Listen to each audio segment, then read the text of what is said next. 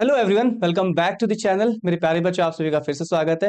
मेरे प्यारे बच्चों, आज जो होने जा रहा है ह्यूमन कैपिटल फॉर्मेशन का ये वन शॉट वीडियो, जिसे हम 20 मिनट्स के अंदर इस पूरे चैप्टर की जो इंपॉर्टेंट टॉपिक्स हैं उन्हें कवर अप करेंगे। वैसे तो हम पूरा चैप्टर ही कवर अप करेंगे जल्दी जल्दी, बट मैं बताते जाऊंगा कि क्या क्या चीजें आपको इसमें ध्यान रखनी है, कौन कौन से क्वेश्चन एग्जाम में पूछे जा सकते हैं, आपको उसे किस प्रकार एक्सप्लेन करना है। ठीक है, बाकी पीपीटी की टेंशन मत लेना, वो कॉमर्स क्राफ्टर एप्लीकेशन पे जाना, वहां आपको अवेलेबल मिल जाएगी। कोई चार्जेस नहीं है, फ्री ऑफ कॉस्ट है, कलरफुल पीडीएफ है, पढ़ने में आसानी होगी। ठीक है मेरे बच्चों, देखिए मैं आपको एक चीज बता देता हूँ, हमारी वन शॉट वीडियो का एक ही टारगेट है। एग्जाम से एक दिन पहले ये वीडियो उन बच्चों की बहुत हेल्प करने वाली है जिन्होंने चैप्टर को सही से नहीं पढ़ा, या जिनका सिलेबस में छूट गया है, या जिन्हें रिवीजन करनी है। ठीक है, ये फास्ट ट्रैक रिवीजन है बच्चों, इसमें हम पूरा कंप्लीट चैप्टर रिकैप कर लेंगे। चलिए विदाउट डिले स्टार्ट करते हैं अपना चैप्टर। देखिए हमारा जो चैप्टर है वो ह्यूमन कैपिटल फॉर्मेशन है। समझ लेते हैं क्या क्या टॉपिक्स इसमें पढ़ने हैं। पहला ह्यूमन रिसोर्स, दूसरा ह्यूमन कैपिटल फॉर्मेशन क्या होता है, ह्यूमन डेवलपमेंट क्या होता है। 3 क्वेश्चन यहाँ से हो गए। अगला है source of human capital, human capital कैसे बनाए जाते हैं। उसके बाद ह्यूमन कैपिटल फॉर्मेशन और इकोनॉमिक ग्रोथ के बीच में जो सिग्निफिकेंस है, मतलब जो इनके बीच में कनेक्शन है, जिससे जो फायदे हैं वो हमें समझने हैं। उसके बाद क्या ह्यूमन कैपिटल फॉर्मेशन में प्रॉब्लम्स क्या आ रही हैं। एजुकेशन कैसे एसेंशियल एलिमेंट्स है ह्यूमन कैपिटल। भाई हेल्थ और एजुकेशन से दम पे तो हम एक बच्चे को पढ़ा लिखा के तैयार करते हैं, तभी तो वो एक ह्यूमन कैपिटल बनता है। ठीक है, चलिए फर्स्ट ऑफ ऑल जो टॉपिक है वो है कि ह्यूमन रिसोर्स क्या होता है। ठीक है, ह्यूमन रिसोर्स क्या है, तो पहला क्वेश्चन तो ये हो गया। देखो, एक एक इंसान में जो उसकी एबिलिटीज और स्किल्स होती हैं, जो स्किल और एक्सपर्टीज होती हैं, या फिर कह सकते हो एबिलिटीज जो होती हैं, क्या होती हैं एबिलिटीज ऑफ ह्यूमन बीइंग, इंसान की। जिस स्किल और एबिलिटी से एक इंसान में जो उसकी स्किल और एबिलिटीज होती है, जिस स्किल्स के बेसिस पर वो क्या करता है, वैल्यू एडिशन करता है। ठीक है, इकोनॉमी में, तो उसी को क्या बोलते हैं, ह्यूमन रिसोर्स। मतलब ये सब क्या है, ये सब ह्यूमन रिसोर्स है, क्योंकि अपने स्किल और नॉलेज के दम पर ये काम करते हैं, जिसकी जीडीपी बढ़ाते हैं। तो ये सब क्या है, ये सब ह्यूमन रिसोर्स है। क्लियर हो गया। तो आपको ये 1 मार्क्स का एक क्वेश्चन आएगा, तो यहाँ से लेकर यहाँ तक एक डेफिनेशन लिख देनी है। एक आध दो एग्जाम्पल चाहो तो आप लिख सकते हो। जैसे एक फार्मर है वो अनाज उगाता है, एक डॉक्टर है वो पेशेंट का मतलब ट्रीटमेंट करता है। ठीक है, तो ये 1 2 एग्जाम्पल डाल देना, बाकी मीनिंग मीनिंग इंपॉर्टेंट है, मीनिंग लिख देना। ठीक है, चलिए नेक्स्ट। अगला क्या है, ह्यूमन कैपिटल क्या होता है, और उसके बाद ह्यूमन कैपिटल फॉर्मेशन क्या है। ठीक है, देखो ह्यूमन कैपिटल क्या हुआ, स्किल और एक्सपर्टीज का stock, stock of skill and expertise of a nation eight A point of time. समय के एक निश्चित बिंदु में देश के अंदर जितने भी स्किल और एक्सपर्टीज का स्टॉक पड़ा, जितना नॉलेज एक देश में पड़ा है इंसानों के पास, इंसानों में ही होगा। ठीक है, तो उसी को हम क्या कहते हैं बच्चों, उसी को हम क्या कहते हैं, उसी को हम कहते हैं ह्यूमन कैपिटल। एक कंट्री के अंदर जो भी स्टॉक होता है ना एक्सपर्टीज और स्किल्स का, एक पॉइंट ऑफ टाइम पे, वो ह्यूमन कैपिटल। तो क्लियर एंड कट डेफिनेशन है, यहाँ से याद कर लेना। ठीक है, ये क्वेश्चन बन जाएगा। अगला है ह्यूमन कैपिटल फॉर्मेशन। यही जो स्किल और एक्सपर्टीज के स्टॉक को जब आप ऐड करते हो, adding to the stock of human capital, यही जो ह्यूमन कैपिटल है, या कह सकते हो उनकी स्किल और नॉलेज वाली संख्या को बढ़ाना, या ये ह्यूमन कैपिटल्स को ही बढ़ाना, जिसमें और जैसे 5 4 लोग पढ़े लिखे हैं और 10,000 आपने ऐड कर दिए, तो ये जो स्टॉक ऐड हो रहा है इसे क्या कहेंगे, ह्यूमन कैपिटल फॉर्मेशन। तो ये 3 पॉइंट्स आ सकते हैं, तीनों के यहाँ से डेफिनेशन लिख लेना बच्चों। चलो ठीक है, नेक्स्ट देखते हैं। देखो ह्यूमन कैपिटल फॉर्मेशन के बारे में थोड़ा और बताया हुआ है कि इसमें हम क्या इंक्रीज करते हैं, हम इंक्रीज करते हैं ऐसे लोग, in the number of person, हम ऐसे लोगों की संख्या को इंक्रीज करते हैं who have the skill and education and experience essential for the economic and political development of a country। हम डॉक्टर, इंजीनियर, लॉयर, टीचर, ठीक है, हम ऐसे लोगों की संख्या को बढ़ाते हैं देश में, जो देश के इकोनॉमिक डेवलपमेंट में क्या करेंगे, अपना सहयोग करेंगे। ठीक है, चलिए ह्यूमन कैपिटल ह्यूमन डेवलपमेंट क्या होता है। ठीक है, इनके बीच में डिफरेंस आ जाता है बच्चों, तो प्लीज इसे कर लेना ध्यान से, एक ह्यूमन कैपिटल और ह्यूमन डेवलपमेंट। ठीक है, दोनों में फर्क होता है। तो ह्यूमन कैपिटल का मतलब होता है एक ऐसा process, it is means in the process of value addition in the economy, value addition in the economy. ये वो लोग होते हैं ह्यूमन कैपिटल वाले, इनके पास स्किल होती है, एबिलिटी होती है, ये काम करते हैं, देश की जीडीपी बढ़ाते हैं। क्या बढ़ाते हैं, देश की जीडीपी। ये वैल्यू एडिशन करते हैं। वैल्यू एडिशन का मतलब कहीं भी काम करते होंगे, वैल्यू एडिशन के माध्यम से देश की जीडीपी बढ़ाते हैं। कौन, ह्यूमन कैपिटल। नॉलेजेबल, ये ह्यूमन डेवलपमेंट में ये भी नॉलेजेबल होते हैं, ये भी स्किल्ड वाले लोग होते हैं, बट ये काम करें ना करें इसको, इसका नहीं कह सकते। जैसे अब देखो, ये ओल्ड एज है और ये बच्चा है, दोनों को हम स्किल ट्रेनिंग दे रहे हैं, दोनों को कुछ ना कुछ सिखा रहे हैं। तो ये तो हो सकता है पढ़ लिख के आगे चल के कहीं नौकरी करेगी, पैसा कमाएगी, देश की जीडीपी बढ़ाएगी, तो ये तो ह्यूमन कैपिटल हुई। बट जो ये है सीनियर सिटीजन है, इनको इसलिए सिखाया जा रहा है ताकि ये लाइफ में कुछ नया सीखें समझे। जरूरी नहीं है कि हमेशा कुछ सीखा जाए और काम करने के लिए पर्पज से सीखा जाए। कोई स्किल एक्वायर की है हमने कि कहीं काम ही आएगा, जो नहीं, आदमी सीखता है क्योंकि अपनी पर्सनल ग्रोथ होती है लाइफ में। तो बस ह्यूमन डेवलपमेंट का मतलब होता है it self is an achievement. लोग क्यों किताबें पढ़ते हैं, क्यों नई स्किल सीखते हैं, ठीक है, क्यों स्पोर्ट्स सीखते हैं, क्या उनको खेल के पैसे कमाने हैं या कोई स्किल सीख के कोई और अच्छा पैसा, नहीं, बस आदमी सोचता है कि अचीवमेंट है लाइफ की, ये हासिल करना है। कई बार ओल्ड एज में लोग लॉयर बन जाते हैं, डॉक्टर क्या कहते हैं सीए क्रैक कर देते हैं। तो अब ये जो 50-60 एज में आने के बाद भी लोग मल्टीपल एग्जाम देकर क्रैक करें, इनका मोटिव क्या कहते हैं जॉब नौकरी करना नहीं है, इनका मोटिव है कि लाइफ में कुछ अचीव करना। तो ये ह्यूमन डेवलपमेंट होता है। तो दोनों के पॉइंट लिख देना, ये दोनों भी एग्जाम में आ सकते हैं, ठीक है। चलिए next, physical capital human capital में डिफरेंस आता है, इसको ध्यान से पढ़ लेना। डिफरेंस देख लेते हैं। फिजिकल कैपिटल होती है प्लांट मशीन, जो फैक्ट्री साइड में होती है, जो प्रोसेस ऑफ प्रोडक्शन में काम आती है, ठीक है। ये मीन्स ऑफ प्रोडक्शन होता है। मीन्स ऑफ प्रोडक्शन का मतलब होता है ये प्रोडक्शन प्रोसेस में काम आती है, ठीक है। ह्यूमन कैपिटल क्या होते हैं, ये स्किल और एक्सपर्टीज का स्टॉक होता है। ह्यूमन कैपिटल क्या होता है, स्किल और एक्सपर्टीज का स्टॉक कह सकते हो, ठीक है। अच्छा, बनते कैसे हैं, अगर आपको इसको बनाना है तो जाओ मार्केट से खरीद के लेकर आओ, ठीक है। आपको प्लांट मशीन सब कुछ मिल जाएगा मार्केट के अंदर, ठीक है। दिस डिसीजन टू इन्वेस्ट, इसके लिए आपको इन्वेस्टमेंट करना पड़ेगा। क्या करना पड़ेगा, इन्वेस्टमेंट, आपको खरीद के लाना पड़ेगा फिजिकल कैपिटल को, ठीक है। और ये जाके उसके मालिक से खरीद के लाओ। After the considering expected rate of return from the investment, और जब आप इस पे इन्वेस्ट करोगे, इसको खरीद के लाओगे, तो ये यूज होगी, इससे जो प्रोडक्ट बनेंगे बिकेंगे, उससे पैसा आएगा, आपको रिटर्न मिलेगा। क्या मिलेगा, रिटर्न मिलेगा, ठीक है। ये इसे हम टेक्निकल प्रोसेस भी कहते हैं। क्या कहते हैं, टेक्निकल प्रोसेस। अब भाई अगर आपको ह्यूमन कैपिटल बनानी है तो सिंपल चीजें, एजुकेशन हेल्थ, ये दो चीजें देनी होती है। एजुकेशन हेल्थ देनी होती है, जिसके माध्यम से आप ऐसे ह्यूमन कैपिटल को क्या कर सकते हो, तैयार कर सकते हो। और ये क्या है, ये एक सोशल प्रोसेस है। ये क्या है, सोशल प्रोसेस है, ठीक है बच्चों। आगे देख लेते हैं। बाकी कौन सी चीजें टेंजिबल है, कौन सी चीजें टेंजिबल नहीं है। देखो, टेंजिबल जिसे देखा जा सकता हो, छुआ जा सकता हो, वो टेंजिबल है। इंटेंजिबल उसे कहते हैं जो दिखती है और छुई जान ना सकती हो, ठीक है। अब देखो, प्लांट मशीनें टेंजिबल होती है, ठीक है। ये क्या होती है, ये टेंजिबल होते हैं और आप इन्हें मार्केट में आसानी से बेच सकते हो। क्या किसी की स्किल और नॉलेज दिखाई देती है, क्या किसी की नॉलेज या कोई ज्ञान हम देख सकते हैं, नहीं सर, वो बिल्कुल भी दिखाई नहीं देता, ठीक है। It can not be sold, क्या हम अपने नॉलेज के भंडार को निकाल के दिमाग से किसी को बेच के चले आए, नहीं ना। हम सर्विस देके पैसे कमा सकते हैं, क्या हम अपनी नॉलेज और स्किल को बेच के आ सकते हैं, सर नहीं, इसको बेचा नहीं जा सकता, ठीक है। लाइक ए कम्युनिटी के कोई सामान नहीं है, ओनली एक सर्विस है, हम सर्विस दे सकते हैं। टीचर क्या अपने दिमाग के ज्ञान को कटोरे में रख के किसी को दे देगा, ले पकड़, ले ले 5 लाख रुपए में खरीद ले, ऐसा तो नहीं होता ना। हम सर्विस देके पैसे कमा सकते हैं। हम अपने ज्ञान और नॉलेज को निकाल के कहीं सोल्ड नहीं कर सकते, ठीक है। हम सर्विस देके पैसा कमा सकते हैं बशर्ते। बाकी ये सब चीजें बिकती है भाई, प्लांट मशीनरी सब बिकता है। अच्छा, किसको उसके मालिक से अलग कर सकते हो, भाई इसको इसके मालिक से अलग कर सकते हैं, ठीक है। अब कैसे, क्या कोई सामान अगर हमने बेच दिया, मान लो कोई प्लांट बेच दिया, तो उसका पहला ओनर बदल जाएगा, कोई दूसरा ओनर बन जाएगा। क्या नॉलेज को उसके मालिक से अलग कर सकते हैं, मेरे ज्ञान और नॉलेज को मुझसे अलग कर सकते हो, नहीं, संभव नहीं है। तो यहाँ पर सेपरेशन पॉसिबल नहीं है, यहाँ पर सेपरेशन पॉसिबल है, ठीक है, ठीक है। तो physical capital is separable from the owner, इसे आसानी से मालिक से क्या कर सकते हैं, सेपरेट कर सकते हैं। Human capital is inseparable from the owner, मालिक से अलग नहीं कर सकते, क्योंकि आप किसी इंसान के ज्ञान को उससे अलग करके बाहर नहीं कर सकते, ठीक है। चलिए नेक्स्ट, क्या क्या चीजें मूव करती हैं, ठीक है। देखो, प्लांट मशीनरी तो मूव करती है, एक्सपोर्ट इंपोर्ट तो चलता है, कई प्लांट चला गया, कोई गुड्स चला गया, तो चीजें आती जाती हैं, इनका तो मूवमेंट है बॉर्डर के आर पार। बट कहने का मतलब है लोगों का मूवमेंट नहीं होता। क्यों सर, क्यों लोगों का मूवमेंट क्यों होता है? अरे कई बार लोग बाहर लोग काम करना नहीं जाना चाहते, कल्चरल इश्यूज होते हैं, लैंग्वेज प्रॉब्लम होता है, वीजा है, मल्टीपल इश्यूज है, पॉलिटिकल इश्यूज हैं, जिसके चक्कर में देख लो आज की डेट में हमारे कई नौजवान अगर बाहर काम करना भी चाहे तो उनको वीजा अलॉट नहीं होता, वर्किंग वीजा अलॉट नहीं हो रहा है, ठीक है। तो इसलिए प्रॉब्लम आ रही है। तो यहाँ पर थोड़ा क्या है, मूवमेंट इनका थोड़ा रेस्ट्रिक्टेड है, नेशनलिटी, कल्चरल और मतलब इन सब के इश्यूज आ रहे हैं, कल्चर का, नेशनलिटी का इशू आ जा रहा है, इसलिए लोग जल्दी मूव नहीं कर पाते। बट प्लांट मशीनरी तो कोई झिझक बेझिझक मूव कर रहे हैं। आज के डेट में कोई दूसरे देश में एक्सपोर्ट कर रहा है, हम बाहरी देशों से क्या कर रहे हैं, इंपोर्ट कर रहे हैं, ठीक है। इसमें डेप्रिसिएशन लगता है, ठीक है। क्या इसमें डेप्रिसिएशन अवॉइड कर सकते हो, नहीं सर, इसे अवॉइड नहीं किया जा सकता, क्योंकि प्लांट मशीनरी पे डेप्रिसिएशन लगता है। क्या इसमें डेप्रिसिएशन लगता है?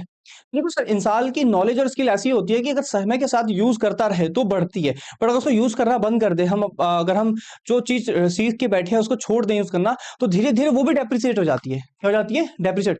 भाई अगर कोई मैथ्स सीख के बैठा है, अगर 20-50 साल छोड़ दे मैथ्स लगाना, तो धीरे धीरे तो उसका खुद का मैथ्स गोल हो जाएगा, ठीक है। तो depreciation occur ageing but can not be avoided with continuous, ठीक है। Investment in the education and training, मतलब आप अगर ट्रेनिंग और हेल्थ देते रहो, तो समय समय में अपडेट करते रहो, तो ये नॉलेज बढ़ता है, समय के साथ ज्ञान बांटने से बढ़ता है, ठीक है ना। तो यही सब चीजें फिजिकल कैपिटल को जितना ज्यादा यूज करोगे डेप्रिसिएशन लगेगा, और इससे आप यूज करते रहोगे, जितना नॉलेज यूज करोगे उतना नॉलेज बढ़ता है। तो बच्चों ये डिफरेंस जरूर कर लेना, ये इंपॉर्टेंट है, ठीक है। तो एक मैं इसे हाईलाइट कर लेता हूँ, इसे आप ध्यान से कर लेना। चलिए आगे बढ़ते हैं फटाफट, लेट नहीं करते। चलो आ जाओ। हाँ बाकी बेनिफिट देखो, जो प्लांट मशीन जिसने खरीदी है उसको बेनिफिट किसको मिलेगा? देखो जो प्लांट मशीन लेकर आया है, जो मालिक है, एक्चुअली में ये बेनिफिट उसी को मिलेगा, सिर्फ मालिक को जिसने खरीदा है, क्योंकि वही प्रोडक्ट बनाएगा, बेचेगा, वही कमाएगा। बट ये जो ह्यूमन कैपिटल होते हैं ना, ह्यूमन कैपिटल पढ़े लिखे लोग होते हैं, ये ह्यूमन कैपिटल क्या करते हैं, इस समाज में एक बेनिफिट देते हैं। सर कैसे समाज में, कैसे बेनिफिट? जैसे सर मैं एक टीचर हूँ, ठीक है, मैं आपको पढ़ा रहा हूँ, हो सकता है कहीं से दो चार फीस मिल जाएगी मेरे को, ठीक है, तो मेरा घर का खर्चा चल जाएगा। पर कहने का मतलब है कि मेरा जो शिक्षा का विस्तार है कितने सारे लोगों में हो रहा है, कितने लोग मेरे से सीख रहे हैं, समझ रहे हैं, ज्ञान मैं बढ़ा रहा हूँ। तो ये क्या है, ये सामाजिक भलाई तो है। तो ह्यूमन कैपिटल में जब हम स्किल और नॉलेज शेयर करते हैं लोगों से, देखो देखो यहाँ पर क्या है, प्लांट मशीनरी चल रही है, प्लांट मशीनरी का जो मालिक है वो प्लांट मशीनरी चला रहा है, प्रोडक्ट बना रहा है, बेच रहा है, वो कमा रहा है अकेले। बट एक टीचिंग एक्सपीरियंस ऐसा होता है, जैसे डॉक्टर होते हैं, मानता हूँ ये फीस लेते हैं, बट कितने लोगों को तो भला कर देते हैं, तो इससे सोशल बेनिफिट होता है, ठीक है। चलिए आगे बढ़ते हैं, बात करते हैं कि ह्यूमन कैपिटल कैसे तैयार किए जा सकते हैं, ठीक है, सोर्स क्या है, तो ये भी एक अच्छा क्वेश्चन है, तो इसे कर लेना। बुलेट पॉइंट्स क्या क्या लिखोगे? पहला है एक्सपेंडिचर और एजुकेशन, एजुकेशन पे खर्चा करके हम लोगों को तैयार कर सकते हैं, क्योंकि देखो एजुकेशन तो सबसे मस्त चीज है।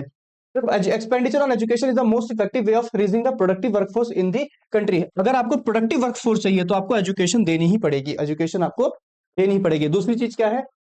एक्सपेंडिचर ऑन हेल्थ, तो पॉइंट लिख दो, ठीक है, ठीक है। साउंड माइंड, देखो आप हेल्थ क्यों, क्योंकि स्वस्थ शरीर में, हाँ, एक स्वस्थ शरीर में स्वस्थ मस्तिष्क का विकास होता है। अगर आपका शरीर हेल्थी साउंड साउंड बॉडी है, बहुत हेल्थी शरीर है, तभी आपके स्वस्थ मस्तिष्क का विकास उसमें होगा। इन ओल्ड सेइंग, ये पुरानी एक कहावत कही गई है कि स्वस्थ शरीर में स्वस्थ मस्तिष्क का विकास, क्योंकि एक हेल्थी पर्सन अच्छा सीख सकता है समय के साथ, ठीक है। तो हेल्थ एक बहुत जरूरी चीज होती है, ठीक है, क्योंकि इंसान इससे क्या होता है, मोर प्रोडक्टिव होता है। अब इंसान बीमार बीमार रहेगा, क्या ही काम करेगा आगे चलकर, ठीक है। तो पहले हमने क्या सीखा? पहले हमने सीखा एजुकेशन, एक्सपेंडिचर ऑन एजुकेशन, फिर हमने हेल्थ देख लिया, दूसरा बुलेट पॉइंट, ठीक है। तो ये और ये सब हेल्थ पे है, जैसे प्रिवेंटिव, अब हेल्थ में क्या क्या चीजें दी जा सकती हैं, प्रिवेंटिव मेडिकेशन हो गया, ठीक है, क्यूरेटिव हो गया, सोशल मेडिकेशन हो गया, प्रोविजन ऑफ हाइजीन हो गया। खैर इतना जरूरी नहीं है आपको, आप बस दो पॉइंट लिख देना कि ह्यूमन कैपिटल कैसे है। एक तो एक्सपेंडिचर और एजुकेशन के थ्रू हम बढ़ा सकते हैं, इससे वर्कफोर्स क्या होती है, प्रोडक्टिव बनती है, ठीक है। और इसमें क्या होता है, इसमें बहुत इफिशियंट होती है, वीक नहीं रहेगी, ज्यादा काम करेगी, ज्यादा काम करेगी, ज्यादा जीडीपी बढ़ेगी देश की, ठीक है। तो ये तो हो गया। हाँ, थर्ड पॉइंट आप और इसमें ऐड कर सकते हो, क्या, कि अगर कोई काम कर रहा है तो जहां पे वो काम कर रहा है उसको ऑन जॉब ट्रेनिंग दो, क्या दो? इससे क्या होगी, उसकी नॉलेज और शार्प होगी, उसकी स्किल्स और बढ़ेगी। मान लो कोई कंपनी, बंदा एक काम कर रहा है, उसे कंपनी अपनी तरफ से कोई फैसिलिटी प्रोवाइड करी है कि चलो भाई हम तुमको और नई ट्रेनिंग्स दे रहे हैं, कुछ नया सिखा रहे हैं, तो इससे क्या होगा, उसकी नॉलेज क्या होगी, ड्यूरिंग वर्क करते ही बढ़ेगी। तो ये दो तरीके से किया जा सकता है। हाँ, जब भी आप ये टॉपिक एक्सप्लेन करोगे इन दो बातों को जरूर लिखना, ठीक है, ए और टी, कि कैसे ट्रेनिंग दी जाती है। तो पहला, किसी अपनी कंपनी के किसी जो सबसे स्किल्ड वर्कर हो उसके अंडर में जो अनस्किल्ड हो उनको रखो, और ताकि स्किल्ड वाला उनको सिखाए। एक तरीका और है, may be send for the some of campus training, या दूसरी कंपनियों में, दूसरी जगहों पर उन्हें भेजो अपने वर्करों को, वो वहां से सीख कर आए। तो ये दो तरीके हैं, जब भी आप इसे एक्सप्लेन करें ये दो बातों को जरूर लिखें, इसलिए मैं हाईलाइट कर दे रहा हूँ। और खास बुलेट पॉइंट को मैंने इससे पहले से कलर कर रखा है, ठीक है। तो चलो ये हो गया। उसके बाद स्टडी प्रोग्राम फॉर अडल्ट, जो अडल्ट वगैरह हैं, जो मतलब यंग है, उनको नए नए स्किल्स देना, ताकि वो भी क्या कर सके, जैसे पार्टिसिपेशन रेट में सहयोग कर सके, वो भी कुछ नया सीखे, काम करें, ठीक है। और क्या है, चौथा माइग्रेशन, माइग्रेशन का मतलब होता है अपनी कंपनी जैसे कई बार देखते हैं ना, कंपनी एक स्टेट से दूसरे स्टेट अपने एम्प्लॉइज को शिफ्ट कर देती है, या लोग कई बार शिफ्ट हो जाते हैं, माइग्रेट कर जाते हैं, एक जगह से दूसरी जगह चले जाते हैं। तो इससे क्या होता है, जब नई जगह आप जाते हो तो नई स्किल्स मिलती हैं, नई नॉलेज मिलती है, कॉस्ट ऑफ लिविंग बढ़ता है, पर सैलरी भी बढ़ती है, ठीक है। नई जगह जाने पर मानता हूँ कॉस्ट ऑफ लिविंग बढ़ता है, वहां के नए खर्चे होते हैं, बट उस हिसाब से सैलरी भी बढ़ जाती है, नई स्किल सीखने को मिलती है। तो माइग्रेशन हो गया, तो ये हो गया हमारा फोर्थ, ठीक है। हाँ, पांचवा होता है एक्सपेंडिचर ऑन इंफॉर्मेशन। सरकार को चाहिए कि सूचनाओं पे खर्चा करे। दो तरह की सूचना है, पहला कि सरकार को एक ऐसी प्लेटफॉर्म तैयार करना हो जहां पे दो इन्फॉर्मेशन मिले।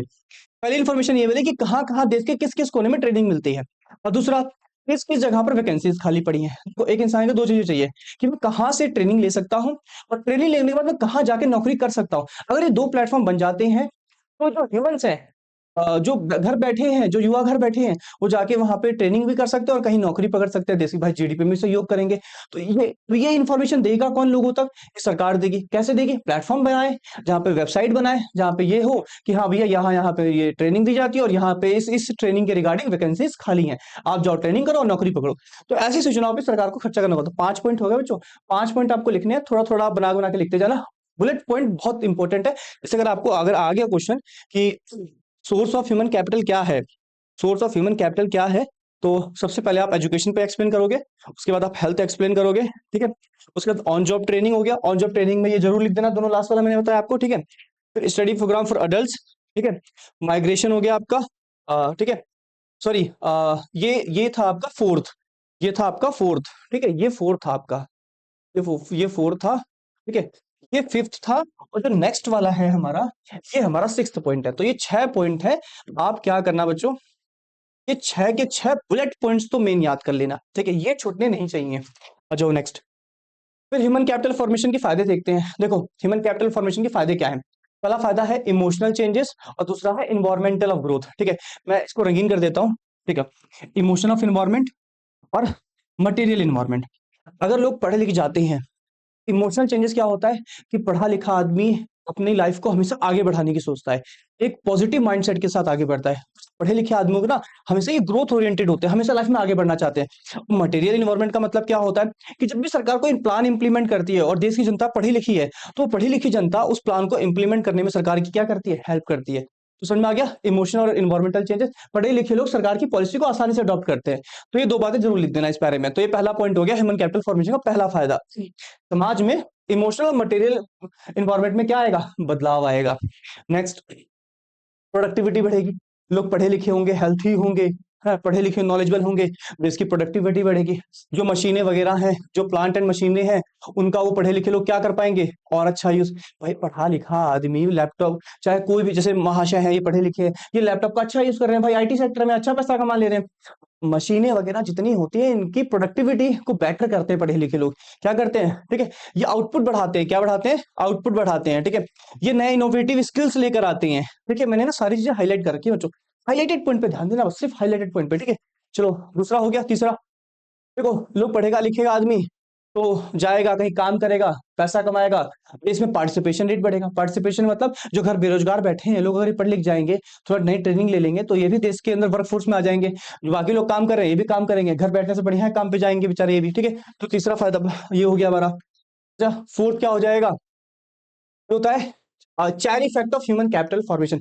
इसको सिंपल समझना, देखो अगर ह्यूमन कैपिटल बनता है, ह्यूमन कैपिटल फॉर्मेशन होता है, इससे क्या होता है, इकोनॉमिक ग्रोथ बढ़ती है। और अगर आपके देश में इकोनॉमिक ग्रोथ बढ़ेगी, तो ह्यूमन कैपिटल फॉर्मेशन और तेजी से बढ़ेगा। ह्यूमन कैपिटल बढ़ेगा, लोग पढ़ेंगे लिखेंगे, प्रोडक्टिविटी एक्टिविटी में लगेंगे, देश की जीडीपी बढ़ेगी, देश की जीडीपी बढ़ेगी, देश की कमाई बढ़ेगी, और बड़ा बड़ा इंफ्रास्ट्रक्चर बढ़ेगा, एजुकेशन बढ़ेगा, हेल्थ बढ़ेगा, और नए ह्यूमन कैपिटल बनेंगे। तो बन गया ना एक चैन। तो एक चौथा पॉइंट ये लिख देना, ठीक है। तो 4 पॉइंट उसके हो गए, तो याद रह जाएंगे बच्चों, मेरे प्यारे बच्चों 4 पॉइंट्स। बस आप याद रखना, जब भी पूछे ह्यूमन कैपिटल के सिग्निफिकेंस, तो आपको पहला क्या लिखना है, change in emotional material environment. Physical capital की प्रोडक्टिविटी बढ़ती है क्योंकि पढ़े लोग अच्छा यूज कर लेते हैं इसका। लोग पार्टिसिपेशन रेट बढ़ेगा देश के अंदर, लोग पढ़ेंगे लिखेंगे रोजगार करेंगे तो पार्टिसिपेशन रेट बढ़ेगा।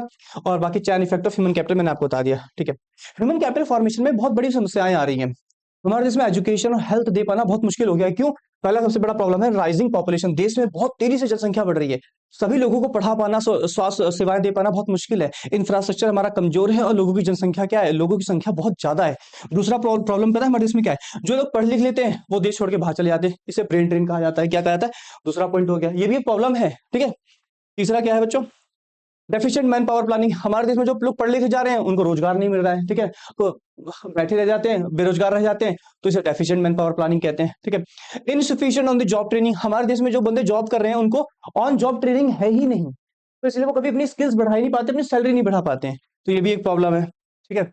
अच्छा, हाँ, अगला क्या है, हमारे देश में जो एकेडमिक स्टैंडर्ड है वो खराब है। हमारे यहाँ की प्राइमरी एजुकेशन हो गई या फिर हायर एजुकेशन हो गई या फिर यूनिवर्सिटीज की अगर पढ़ाई देख ली जाए तो बहुत बेकार है। एकेडमिक स्टैंडर्ड्स देश का बहुत खराब है। बंदे ना तो सही से ट्रेनिंग ले पा रहे हैं, ना तो अच्छे से नॉलेज ले पा रहे हैं, तो अनएम्प्लॉयड नहीं रहेंगे तो क्या रहेंगे, ठीक है। तो ये भी एक प्रॉब्लम है, ठीक है। तो हमने क्या क्या पढ़ लिया, हमारा ये हो गया ह्यूमन कैपिटल फॉर्मेशन में क्या प्रॉब्लम है, बढ़ती जनसंख्या, जो पढ़ लिख जा रहे हैं वो बाहर चले जा रहे हैं, देश में जॉब नहीं है, जॉब के दौरान ट्रेनिंग नहीं है, एकेडमिक स्टैंडर्ड डूबे पड़े हैं देश के। चलो ठीक है। अब एक ह्यूमन कैपिटल फॉर्मेशन में, एक ह्यूमन रिसोर्स में, एक इंसान को पढ़ाने लिखाने में एजुकेशन कैसे अपना रोल प्ले करती है, तो ये भी एक क्वेश्चन है अच्छा एग्जाम के लिए। तो इसके लिए मैं पॉइंट बना बना के लिख देता हूँ। पहला, ये एक एसेंशियल एलिमेंट है, ठीक है, ऐसे लिख देना, ये एक एसेंशियल एलिमेंट है ह्यूमन रिसोर्स डेवलपमेंट में। दूसरा, ठीक है, इससे क्या होता है, हम पढ़ाते हैं, हम ट्रेन करते हैं, हम उनको सिखाते हैं, ठीक है, कहाँ कहाँ, स्कूल में या कॉलेजेस में, किसी संस्थान में सिखाते हैं, ठीक है। इससे क्या होता है, उनकी नॉलेज बढ़ती है। चौथा पॉइंट क्या लिख देना, under current of economic and social change, इसमें ना क्या कहते हैं, समाज में बदलाव आता है, लोग पढ़ते हैं, लिखते हैं, काम करते हैं, देश की प्रोडक्टिविटी बेटर होती है। तो 3-4 पॉइंट बना के लिख देना जो मैंने हाईलाइट कर रखे हैं, बट इन्हीं को मेंशन कर देना, बात खत्म। इससे ज्यादा आपको कुछ नहीं लिखना, ठीक है। चलो आ जाओ आगे।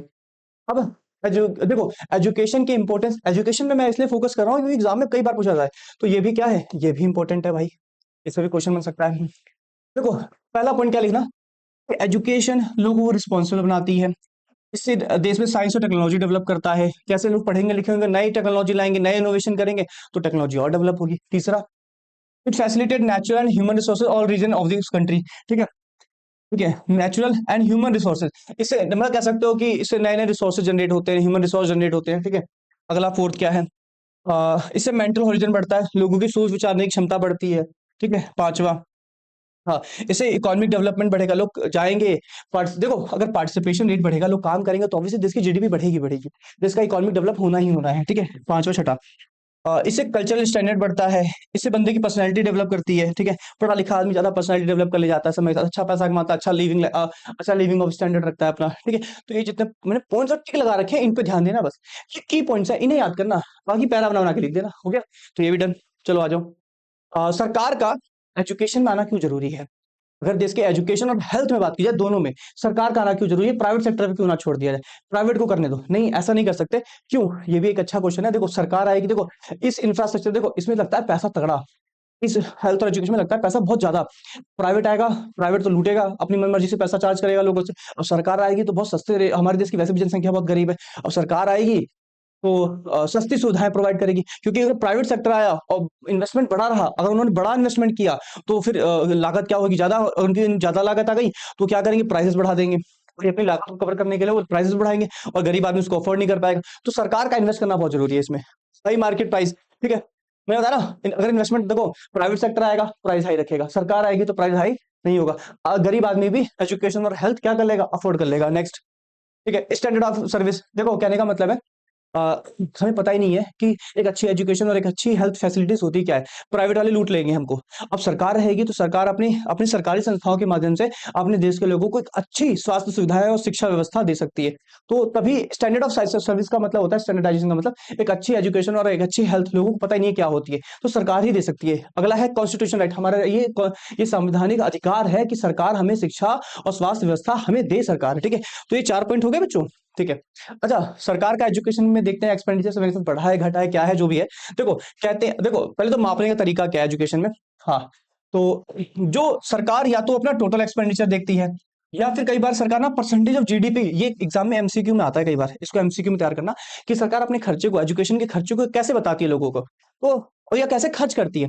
तो जो भी हमारी जीडीपी है उसका कुछ परसेंट सरकार क्या करती है, एजुकेशन पे खर्च करती है, तो as a percentage of GDP, ठीक है, परसेंटेज ऑफ जीडीपी, ठीक है। 64 और 66 में सरकार ने एक नोटिसेबल चीज क्या बना, सरकार ने टारगेट रखा कि हम अपना 6% जीडीपी का किस पे खर्च करेंगे, एजुकेशन पे, तो इसको लिख देना आप, ठीक है। फिर सरकार ने 1991 में क्या किया था, एक मजूमदार कमेटी बनाई थी, और इस मजूमदार कमेटी के सरकार ने एक टारगेट रखा कि हम 89 से 2006 और 7 के बीच में कम से कम सरकार ने बताया था कि 1.37 लाख करोड़ रुपीस क्या करेंगे, सिर्फ एजुकेशन पे खर्च करेंगे, वो भी 6 से 14 साल तक के बच्चों के लिए। तो इसको भी अच्छे रख लेना, ये मजूमदार कमेटी है, ये भी एमसीक्यू के लिए तैयार कर लेना। तो ये पैरा आपका इस हिसाब से क्या हो गया, इंपॉर्टेंट हो गया, ठीक है। इस पैरे में ज्यादातर आपका एमसीक्यू पे ज्यादा फोकस आएगा, 1-2 नंबर में आपका ये मजूमदार कमेटी आ जाएगा, तो इस पे फोकस कर लेना ध्यान से, ठीक है। तो इस पैरे में ये इंपॉर्टेंट है कि सरकार ने इस कमेटी के अंदर कितने रुपए का बजट बनाया था, किस सन बनाया था, किस एज ग्रुप ऑफ बच्चों के लिए ये पैसा रिजर्व किया था। बाकी कितने परसेंट जीडीपी का सरकार ने टारगेट रखा है एजुकेशन पे खर्च करने का, ये आ जाएगा, ठीक है। तो बस इसमें एमसीक्यू ज्यादा क्रिएट होंगे इस बारे में, ठीक है। अगला क्या है, छोड़ो, नेक्स्ट क्या है, अब देखो एजुकेशन अभी भी बहुत बड़ा चैलेंज है। सरकार ने इतना बड़ा इंफ्रास्ट्रक्चर लगा रखा है, इतना पैसा खर्च कर रखा है, फिर भी एजुकेशन बहुत बड़ा चैलेंज है। क्यों? देखो, लार्ज नंबर ऑफ इलिटरेट, एक तो देखो अनपढ़ बहुत है, कितने लोगों को पढ़ाओगे भाई? इतने ज्यादा अनपढ़ हैं कि सबको पढ़ा पाना क्या है, बहुत मुश्किल है। ठीक है, तो सबको पढ़ा पाना क्या है, बहुत मुश्किल है। ये क्वेश्चन बनेगा इस पे। ठीक है, और दूसरा, हमारे यहाँ वोकेशनल कोर्सेज नहीं है, मतलब हमारे यहाँ स्किल्ड बेस्ड कोर्सेज नहीं है, स्किल्ड बेस्ड ऐसी संस्थाएं नहीं है जो स्किल्स प्रोवाइड करती हो। ठीक है ना, तो ऐसी चीजें हमारे यहाँ वोकेशनल कोर्सेज नहीं है, ज्यादा डिग्री बेस्ड कोर्सेज है, बस किताबें पढ़ाई जा रही हैं, ट्रेनिंग नहीं कराई जा रही है, कोई स्किल बेस्ड कोर्स नहीं सिखाया जा रहा, तो इस चीज की हमारे देश में कमी है अभी भी। उसके बाद जेंडर बायस है, लड़कों को पढ़ाया जा रहा है, लड़कियों को पढ़ाया नहीं जा रहा, तो जेंडर बायस भी चल रहा है। तो बेचारे इनकी संख्या क्या हो रही है, कम हो रही है, जबकि इन पे फोकस करना चाहिए हमको उस चीज पे। ठीक है, अगला क्या है, लो रूरल एक्सेस लेवल। ग्रामीण इलाकों में एजुकेशन वैसे भी क्या पड़ी है, बिल्कुल ठप पड़ी हुई है। अभी भी बच्चे बेचारे कालीन में बैठ के पढ़ते हैं गाँव वगैरह में। प्राइवेटाइजेशन, जो थोड़ी बहुत शिक्षा है वो प्राइवेट सेक्टर में चली गई है, जिसे गरीब आदमी अफोर्ड नहीं कर सकता। ठीक है, उसके बाद क्या है, सरकार का जो समय के साथ टारगेट था कि मैं 6% खर्च करूंगी जीडीपी का, वो समय के साथ गिरते गिरते 4-5% के अराउंड आज की डेट में पहुंच गया है। वो 6% का जो टारगेट था वो खत्म कर दिया सरकार ने। कभी 6% का जीडीपी का टारगेट रखा था कि हम जीडीपी का 6% खर्च करेंगे, अब वो कितना आ गया है, गिर के 4 और 5% आ रहा है, और भी नीचे जा रहा है समय के साथ। ठीक है, बाद में हाँ, ये एक वो है कि समय के साथ कितने स्कूल्स और हॉस्पिटल्स की संख्या बढ़ी है, कितने स्टूडेंट्स की संख्या बढ़ी हुई है, तो इसका ऑब्जर्वेशन यहाँ पे लिख दिया है मैंने। तो खैर ये उतना कोई खास नहीं है, इसको एक बार देख लेना, बाकी स्क्रीनशॉट ले लेना, इसको समझ लेना कि समय के साथ क्या क्या चेंजेस आए हैं। ठीक है, जो मेन मेन इंपॉर्टेंट पॉइंट थे मैंने आपको बता दिए। ठीक है, ये भी एग्जाम में आ जाएगा बच्चों। ठीक है, तो इसको ध्यान से कर लेना। एजुकेशन कैसे आज भी चैलेंज है, 2 पॉइंट ये हो गए। ठीक है, 2 पॉइंट ये हो गए, तीसरा जेंडर बायस हो गया। ठीक है, आपका चौथा लो रूरल एक्सेस हो गया, पांचवा प्राइवेटाइजेशन हो गया। तो ये 5 पॉइंट इसके हो गए। इसी के साथ हमारा ये वीडियो होता है, ये लेक्चर हमारा क्या होता है, खत्म होता है। Revision done. चलिए अगली रिवीजन में मिलते हैं।